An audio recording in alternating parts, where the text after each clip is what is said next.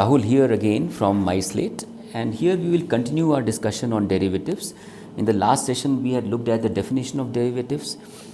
We had tried to define derivative of a function at a point as the slope of the tangent to its curve at that point, and we had introduced these definitions, these notation df by dx, and this the fact that derivative could be defined as the limit as s tends to 0 of delta f by delta h around this point that we are talking about.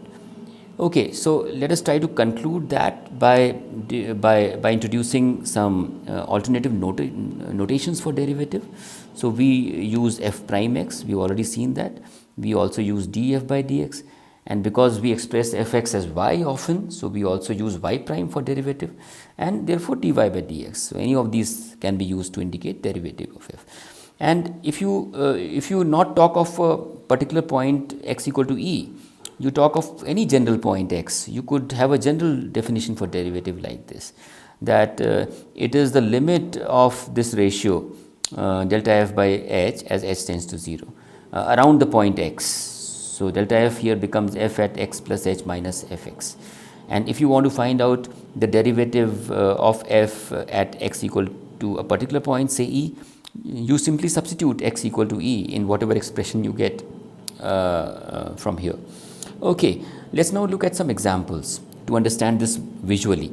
So we have a constant function here, fx takes a constant value c, and let's look at this orange curve here. It's fx equal to 4, that's the value it takes, and let's try to intuitively see what its derivative would be at different points.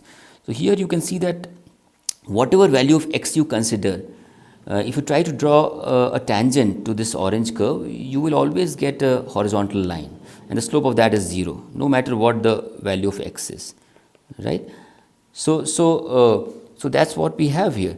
The derivative of fx here is 0 at every point, every value of x, and that's what we represent here by this gray line. The gray line is nothing but it represents the value of 0. It is the x-axis. So the same thing we can derive through the basic formula that we just learned in the previous slide. So we have this formula of the derivative f prime x, and you substitute these two values. So what is the value of f at x plus h? Well, it is a constant everywhere, so it is c. What's the value of f at x? It's again c, and these two cancel out and you get 0 here.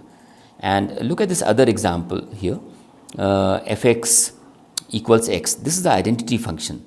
The straight line here, the orange line, which makes an angle of 45 degrees from the x and from the y axis. And here again we can intuitively see that no matter what the value of x is, if you try to draw a tangent to this orange curve, you always get the same slope, right, which here happens to be the slope 1, right, and that's what we have shown here in the orange curve. That is the graph of f prime x.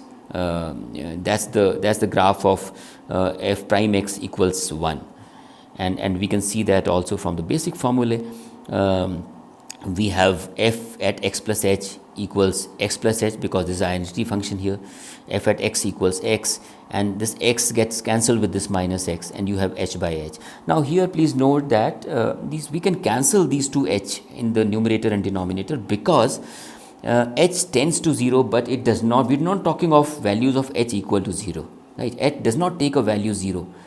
We are talking of values of h close to 0 but not equal to 0, and that's the reason that we can cancel h out in the numerator and as well as in the denominator, and then we get this value of 1 here. Okay, let's look at a generic formula, a generic function